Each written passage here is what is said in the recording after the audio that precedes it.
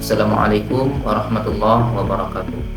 Halo teman-teman, perkenalkan saya Andi Aditya Pratama dari kelas ASP 2A. Pada video ini, saya akan menjelaskan tentang konsep dasar keuangan negara berdasarkan Undang-Undang Nomor 17 Tahun 2003 tentang keuangan negara. Materi yang akan saya sampaikan meliputi pengertian keuangan negara, ruang lingkup, bidang keuangan negara, pemegang kekuasaan pengelolaan keuangan negara, kebijakan moneter, hubungan subjek pengelola keuangan negara, dan paradigma baru pengelolaan keuangan negara. Baik, langsung saja kita masuk ke pembahasan pertama. Yang pertama, pengertian keuangan negara. Menurut Undang-Undang Nomor 17 Tahun 2003, keuangan negara adalah semua hak dan kewajiban negara yang dapat dinilai dengan uang, serta segala sesuatu baik berupa uang maupun barang yang dapat dijadikan milik negara berhubungan dengan pelaksanaan hak dan kewajiban tersebut. Artinya, semua hal yang berkaitan dengan pemasukan, pengeluaran, aset maupun kewajiban negara termasuk ke dalam keuangan negara. Contohnya seperti penerimaan pajak, pengeluaran untuk pembangunan jalan, pembayaran gaji pegawai negeri, hingga pengelolaan aset milik negara. Kedua, objek, subjek, proses, dan tujuan keuangan negara. Yang pertama, objek keuangan negara. Objek keuangan negara adalah segala sesuatu yang menjadi bagian dari keuangan negara. Objek ini mencakup hak dan kewajiban negara, termasuk kebijakan fiskal, moneter, dan pengelolaan kekayaan negara. Contohnya yaitu pajak, utang negara, cadangan devisa, dan aset milik pemerintah. Yang kedua, subjek keuangan negara. Subjek keuangan negara adalah pihak-pihak yang terlibat dalam pengelolaan keuangan negara. Subjek tersebut meliputi pemerintahan pusat, pemerintah daerah, perusahaan negara atau daerah, dan lembaga lain yang berkaitan dengan keuangan negara. Misalnya kementerian, pemerintahan provinsi, BUMN, dan BUMD. Yang ketiga adalah proses terbentuknya keuangan negara. Proses keuangan negara dimulai dari perencanaan, kemudian penganggaran, pelaksanaan, pengawasan, hingga pertanggungjawaban. Artinya, sebelum uang negara digunakan, pemerintah terlebih dahulu membuat rencana anggaran, kemudian anggaran tersebut dilaksanakan, diawasi, dan nantinya dipertanggungjawabkan kepada masyarakat. Yang keempat adalah tujuan keuangan negara. Tujuan keuangan negara adalah untuk mendukung penyelenggaraan pemerintahan dan mencapai tujuan negara. Selain itu, keuangan negara juga bertujuan meningkatkan kesejahteraan masyarakat melalui pembangunan, pendidikan, kesehatan, dan pelayanan publik lainnya. Yang ketiga, ruang lingkup keuangan negara. Ruang lingkup keuangan negara menurut Undang-Undang Nomor 17 Tahun 2003 cukup luas. Yang pertama, hak negara untuk memungut pajak, mengedarkan uang, dan melakukan pinjaman. Yang kedua, kewajiban negara untuk memberikan pelayanan umum dan membayar kewajiban kepada pihak ketiga. Yang ketiga, penerimaan dan pengeluaran negara maupun daerah.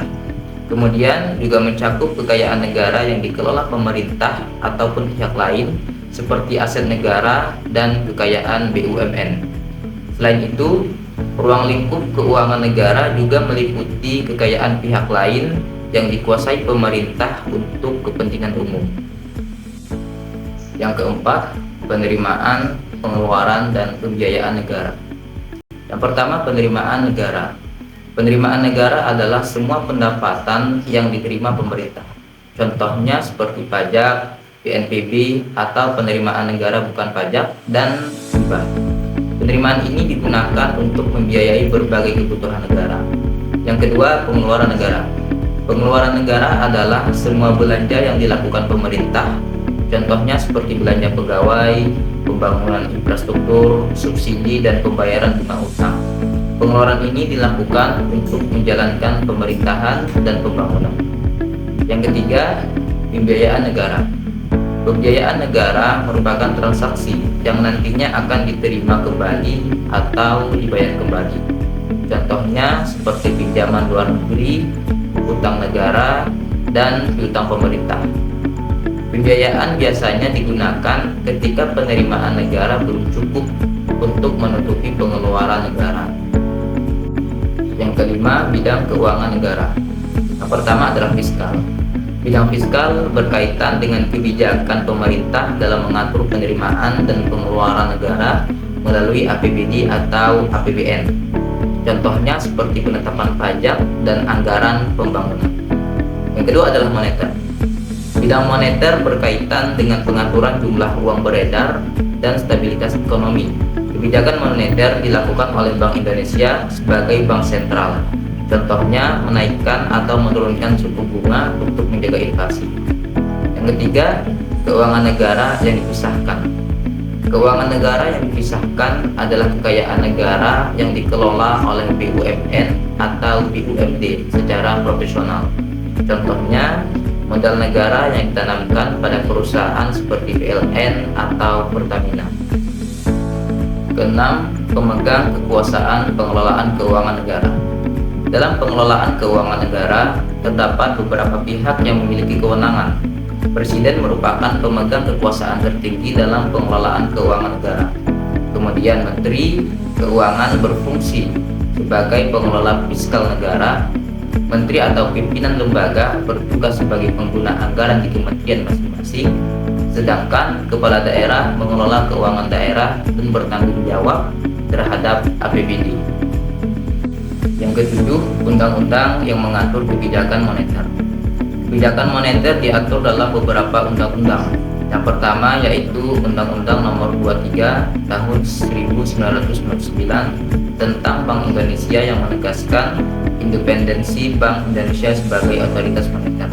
Kemudian Undang-Undang Nomor 3 Tahun 2004 yang menekankan transparansi dan akuntabilitas Bank Indonesia. Dan juga Undang-Undang Nomor 6 Tahun 2009 yang berkaitan dengan fungsi Bank Indonesia sebagai lender of the last resort atau pemberi pinjaman terakhir bagi perbankan.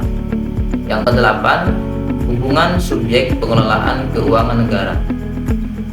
Hubungan subjek pengelolaan keuangan negara menunjukkan bahwa pengelolaan keuangan negara melibatkan banyak pihak yang saling berhubungan, mulai dari pemerintah pusat, pemerintah daerah, lembaga moneter, hingga BUMN dan BUMD. Semua pihak tersebut bekerja sama agar pengelolaan keuangan negara berjalan efektif, transparan, dan dapat dipertanggungjawabkan. Yang kesembilan atau yang terakhir, paradigma baru dalam pengelolaan keuangan negara. Paradigma baru pengelolaan keuangan negara menekankan pada hasil atau kinerja. Artinya, penggunaan anggaran tidak hanya terlihat dari besar kecilnya pengeluaran, tetapi juga dari hasil yang dicapai. Selain itu, pengelolaan keuangan negara sekarang lebih fleksibel, transparan, dan akuntabel. Pemerintah juga menggunakan standar internasional agar pengelolaan keuangan negara menjadi lebih baik dan modern.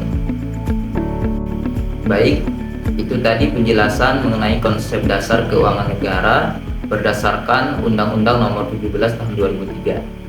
Dapat disimpulkan bahwa keuangan negara memiliki peranan yang sangat penting dalam menjalankan pemerintahan dan meningkatkan kesejahteraan masyarakat. Dengan pengelolaan keuangan negara yang baik, maka pembangunan dan pelayanan kepada masyarakat dapat berjalan secara optimal. Sekian penjelasan dari saya. Mohon maaf apabila terdapat kekurangan. Terima kasih atas perhatiannya. Wassalamualaikum warahmatullahi wabarakatuh.